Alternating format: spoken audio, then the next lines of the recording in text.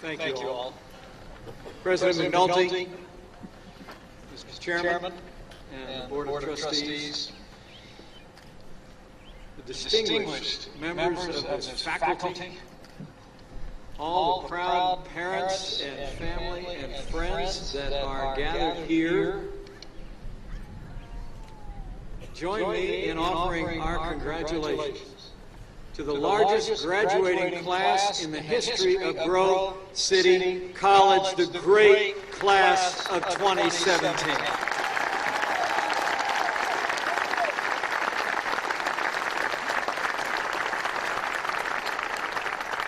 It's a joy to be with you today.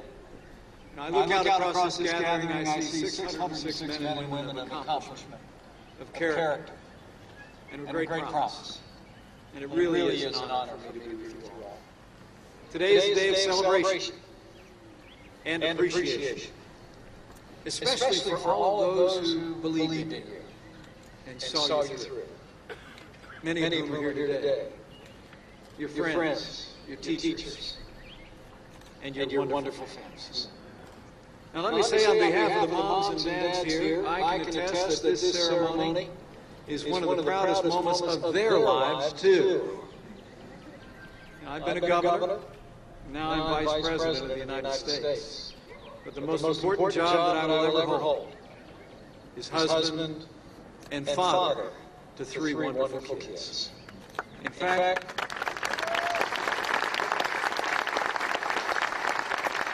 she's been mentioned already, but my wife of 31 years, now the second lady of the United States of America, is with us today. Would you join me in welcoming Karen Pence to Grove City College?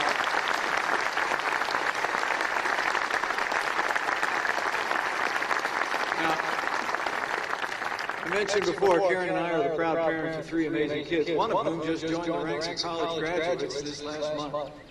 So I know firsthand that while today is an accomplishment for all of you in the cap and gowns, it's just as much an accomplishment for your families. You're going to be able to walk across this stage, I know you know in your heart of hearts, because your parents and your loved ones gave you a foundation of love and education. They encouraged you. They prayed for you. And in most cases, they signed a whole lot of checks to bring you to this day. So before I go one step further, Class of 2017, why don't you go ahead and stand up, turn around, catch the eye of the loved ones in the crowd. Just show them how thankful you really are for all the support that made this day possible. Would you please?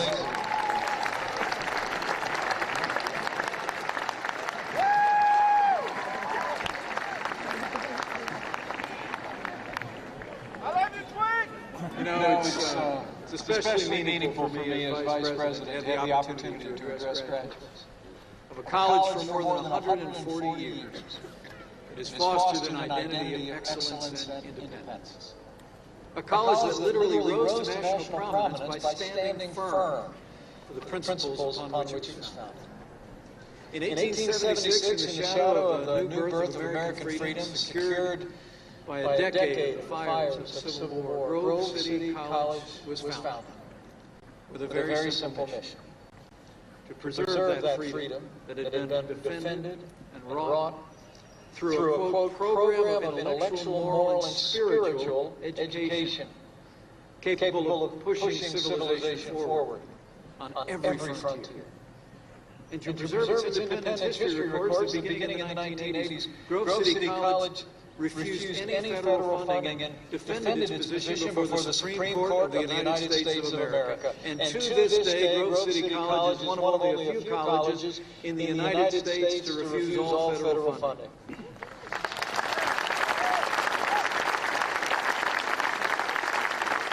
So let me say to the graduates who are here, the diploma that you will receive today was minted in an institution of principle and independence, and you can be proud of it for the rest of your lives.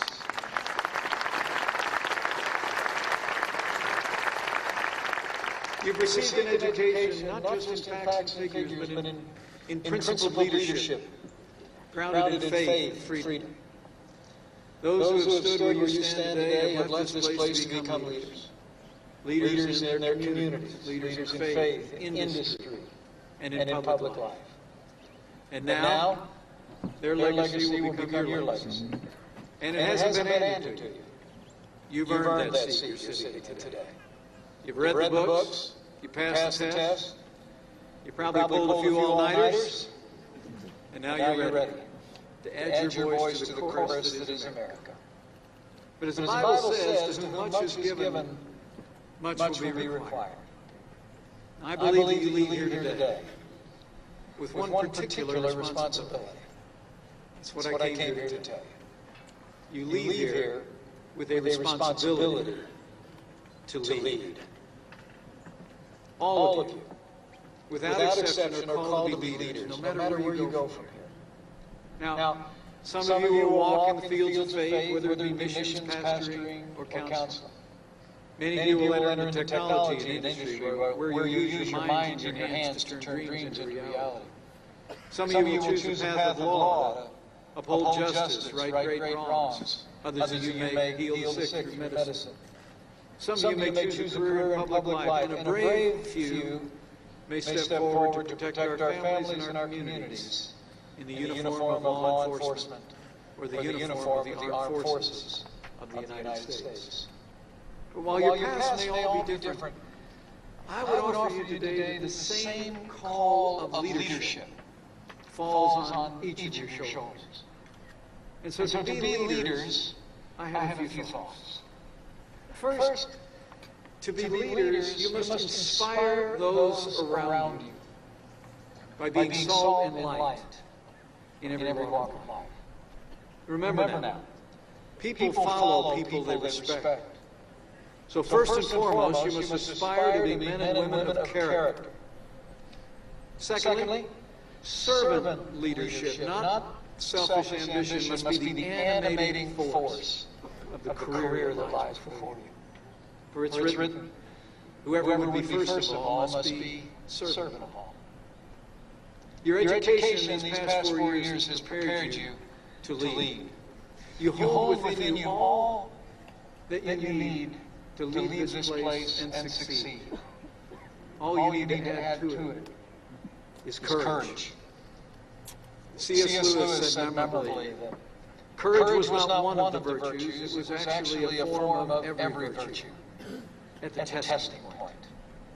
If you aspire to lead, you'll need courage. Because leadership brings both honor and opposition. Anyone who dreams big will encounter those who think small. Anyone who dares to step forward will find those who'd rather they stay put. And anyone who thinks they can will always hear from those who are sure they can't. You know, you need look no further than a friend of mine as an example of leadership and perseverance. The 45th President of the United States of America, President Donald Trump.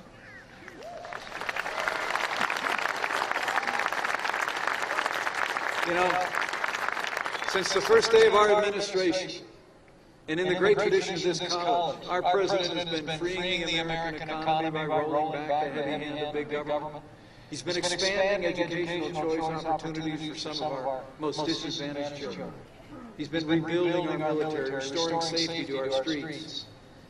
And I can't tell you how proud I am to be vice president to a president who stands without apology for the sanctity of life and all the God-given liberties in the Constitution of the United States. But as the President said just about a week ago at a ceremony just like this, and I quote, "Nothing worth doing ever came easy. Following your convictions," he added, "means you must be willing to face criticism from those who lack the courage to do what's right." So I say to all the graduates here today, don't fear criticism. Have the humility to listen to it, learn from it, and most importantly, push through it. Persistence is the key. Never quit on your dreams. Dreams may be deferred, but they must never be abandoned. You know, let my own small life be an example to your graduates. My calling from the time I'm old enough to remember was public life. I grew up in a small town in southern Indiana. My grandfather had immigrated to this country from the land of Ireland. One of the heroes of my youth then and now was President John F. Kennedy. I got it in my head somewhere when I was a kid that if John F. Kennedy's grandfather came from Ireland, and he was able to serve in Washington, D.C., maybe someday I could too.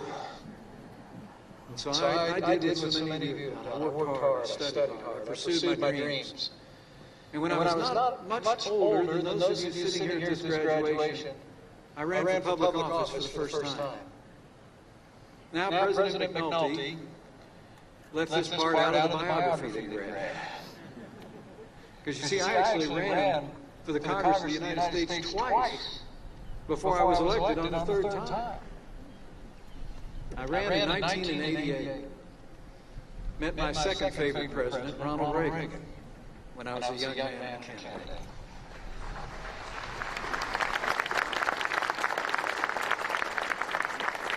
But I wasn't successful. I tried again. I wasn't successful again. And I looked at my young bride, who hasn't changed a bit since that. And I said to her, well, maybe that's not for us. But I never let go of that dream. I never did. You're going to face challenges in the days that will unfold after this day. Occasionally encounter a setback. But I want you to trust that dream that's in your heart. Never let it go. For Karen and me, it meant going into a completely different business.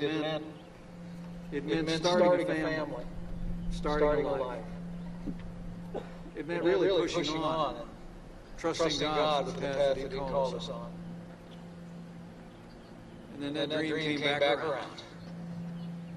I had a chance to serve in that Congress, serve as governor of my state. I stand before you today, deeply humbled, to serve as Vice President of the United States. So hold on to your call. Never let it go. Another president, Calvin Coolidge, put it this way. Nothing in this world can take the place of persistence.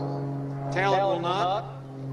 Nothing is more common than unsuccessful people with talent. Genius will not. Unrewarded genius is almost a proverb. Education will not. Well, the world is full of educated derelicts, he wrote. Persistence and determination alone are omnipotent. And so persistence, men and women. Hold on to your dreams and drive forward. From this day forward, to the Grove City College class of 2017, you are called to lead fearlessly. Be men and women of integrity with a servant's heart.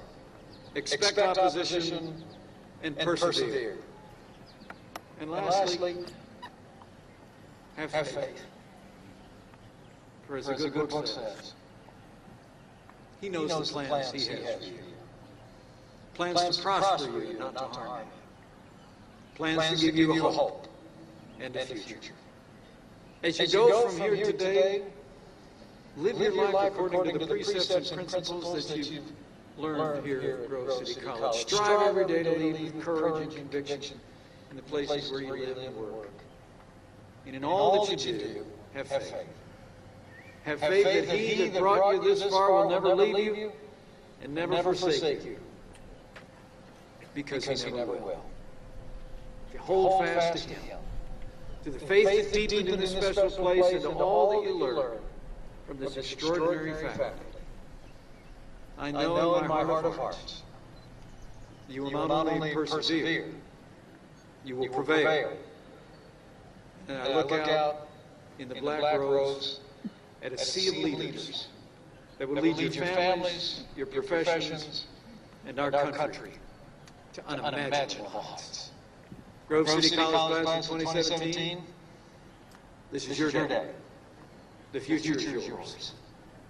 Go get it. Thank you. God bless you. And may God bless the United States of America.